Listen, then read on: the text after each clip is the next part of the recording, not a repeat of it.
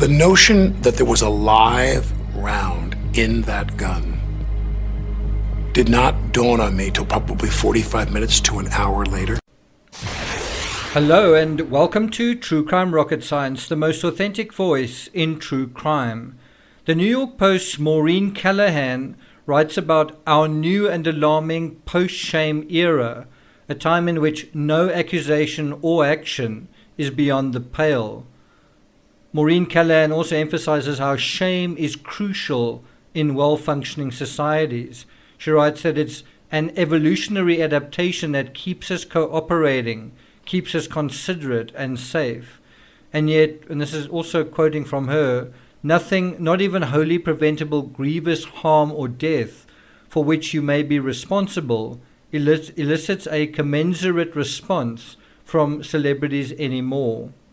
And someone actually directed my attention to this, and I thought it really was worthy of further discussion.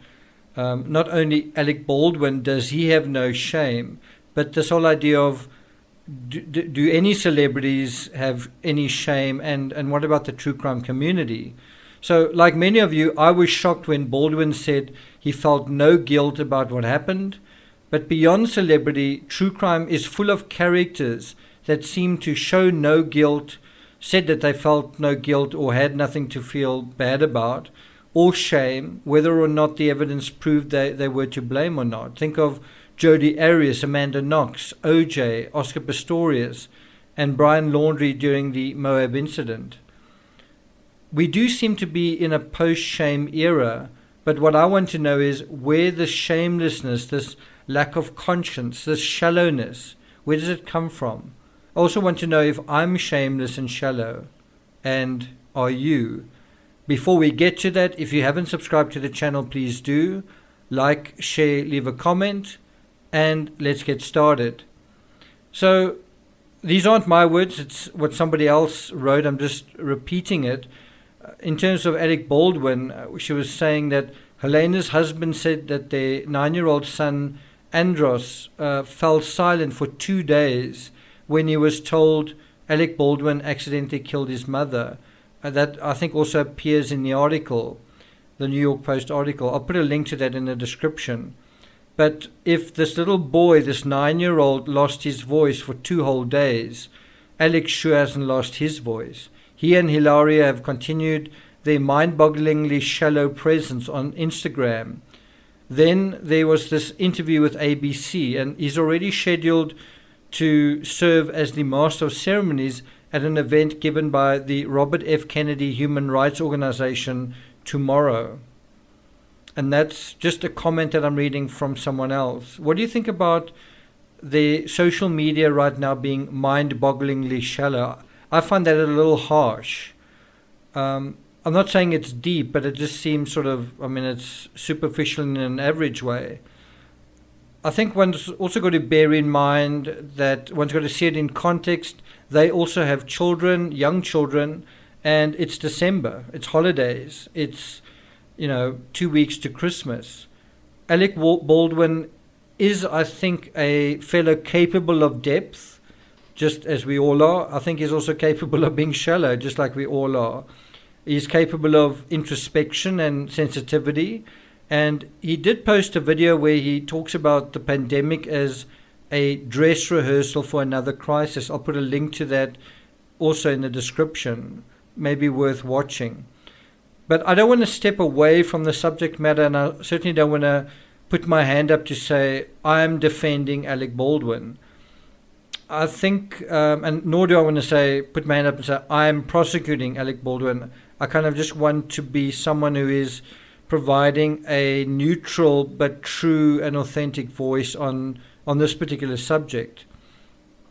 I did think his interview on ABC was superficial. I did think it was contrived. It did feel conceited. Parts of it were so matter of fact they came across sociopathic, including that thing about, do you feel guilty? And there is clearly a disjointedness between the polished, passive Alec in the ABC interview and the very rough and ready Alec. And you actually see him rough and ready in New York, where he's visiting somebody, and a journalist, I'll get to that in a moment, a journalist asks him something and you see him launch into action. Not the passive Alec, not the polished Alec, although he's dressed quite well, but very reactionary, very aggressive, very ready to spring into action, not taking orders from anyone, right? The question is, what lies behind that? What lies behind that disjointedness between one persona and another? What lies behind this idea of having two faces, right? What causes such a clear and present sense of someone with two faces? What is going on? Do we have a schizophrenic society? And I do think if you look at his and her Instagram, if you didn't know a tragedy had happened, it would take a while to realize from their social media that one had. I think it's a little bit bad form that there's not a single photo of Helena on either of their Instagram profiles. Although they've deleted their Twitter profiles, their Instagrams are still very much up and running. I'm not providing any screen grabs of it because there are a lot of images of small children. But that brings us to the media. And the topic here is voyeurs.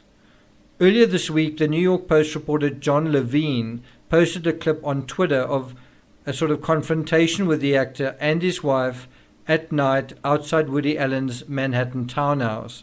And I'm just going to play you a portion of the audio from that.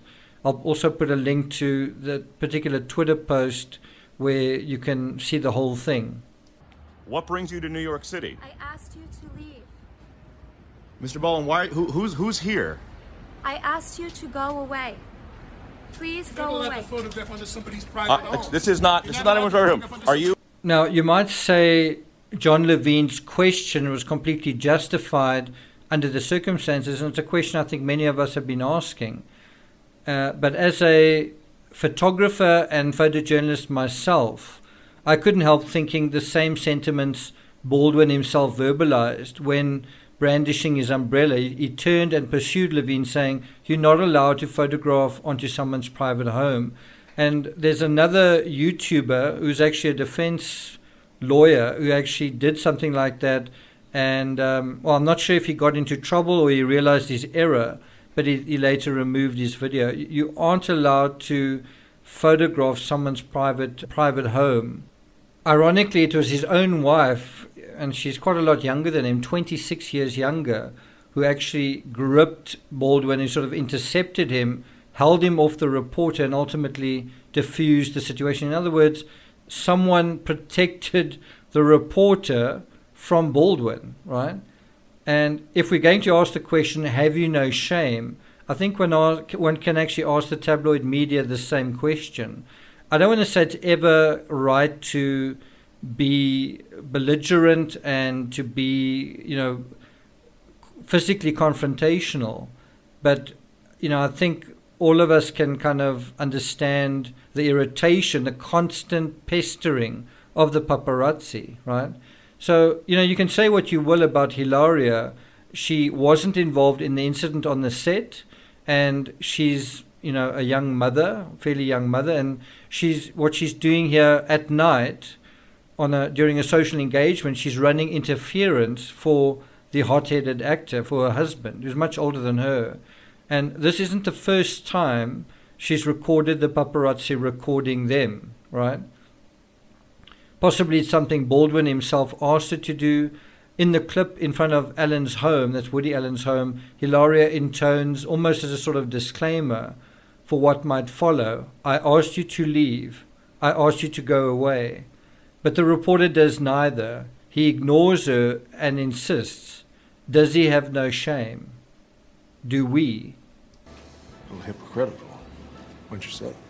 Now, most of us, I would hope, are not in a situation like Alec Baldwin where we've done something like he has done, hopefully. But I still don't want to dodge the question, what about me?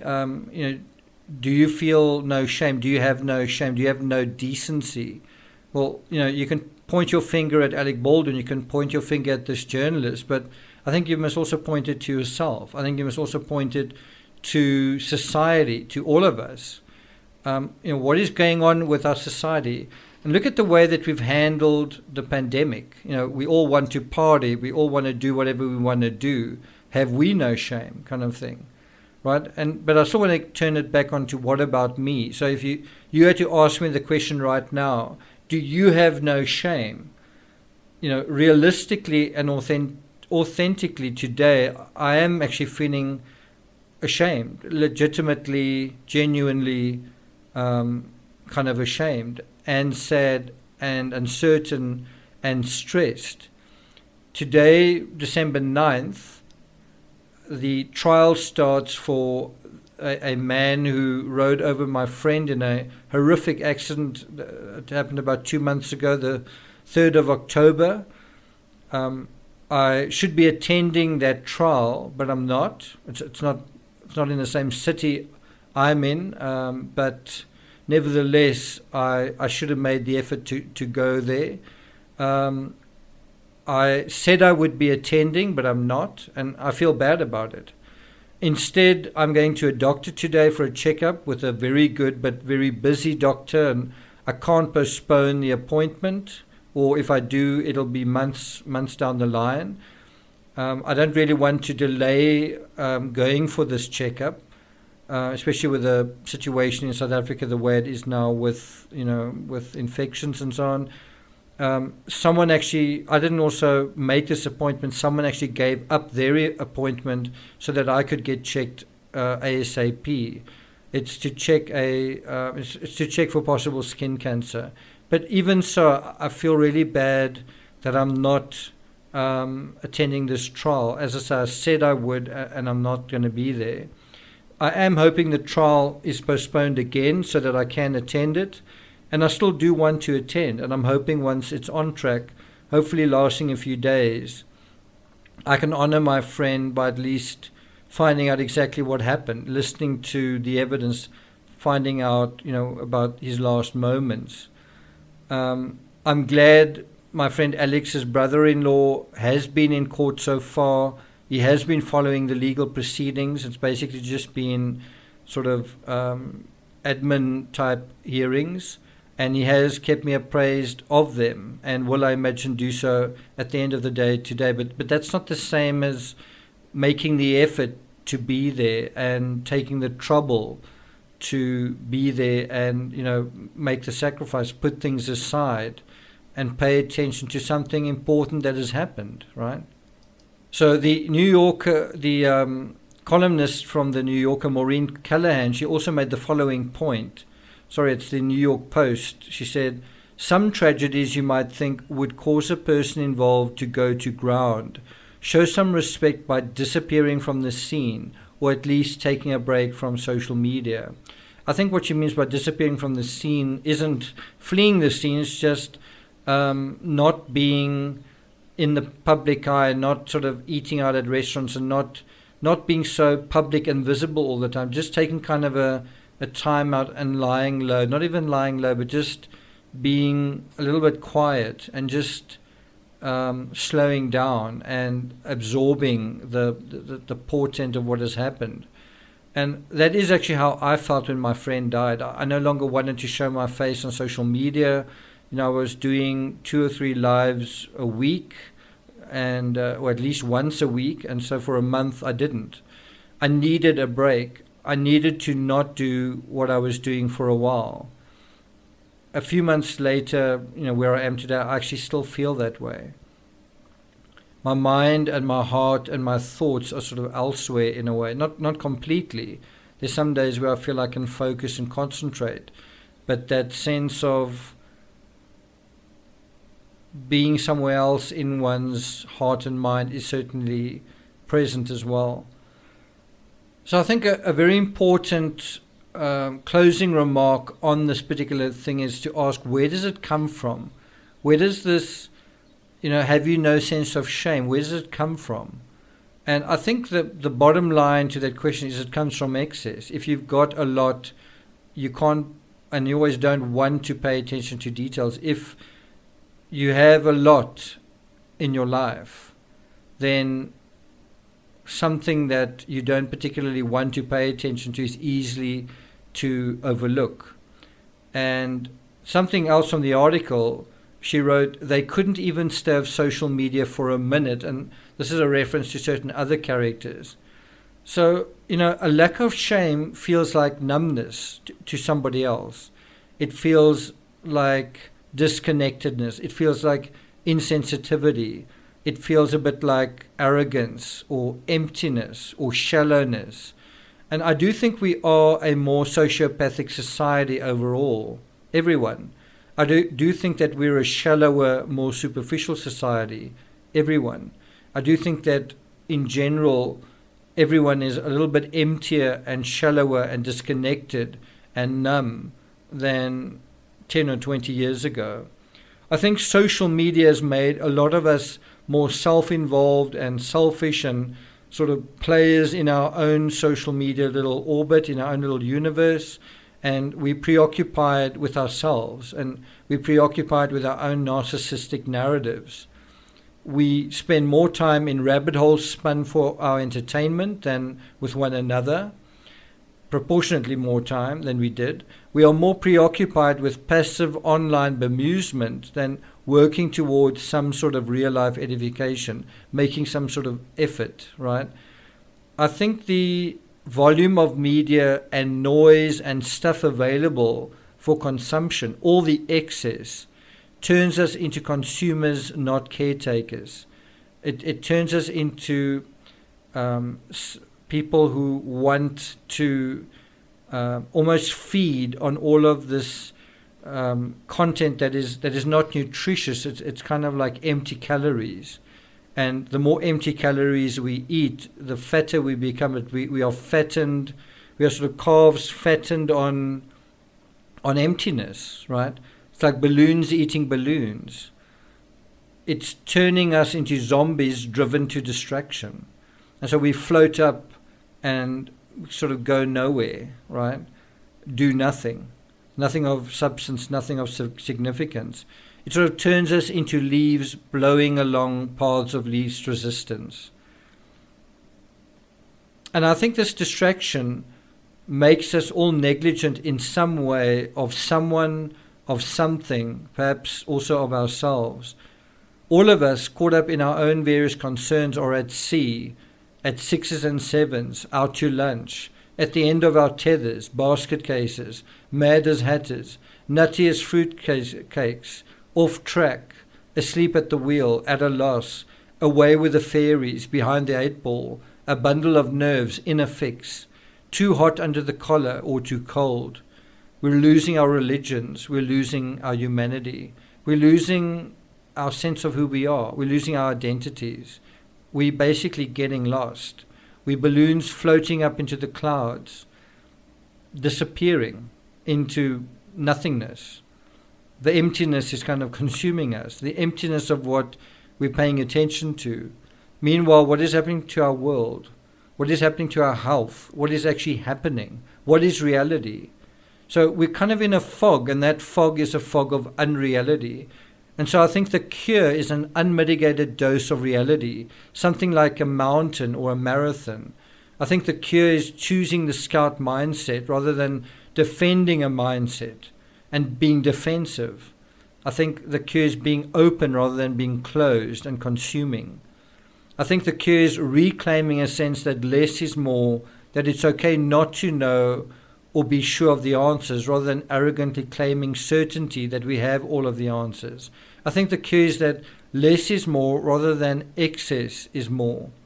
I think the cure is more physical, direct connections and interactions with people and less time spent on digital devices. I think the cure is quietening the noise in our minds and occupying ourselves with things, but especially people, in our orbit, not events on the other side of the world, not news and gossip and speculation and chatter.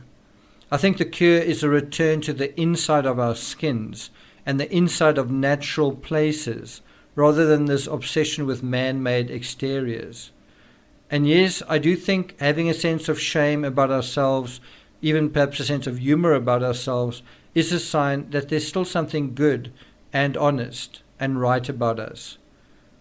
Thank you for listening. If you found this episode edifying, uplifting, meaningful, and you haven't subscribed, please do. Like, share, leave a comment, and I'll see you guys next time.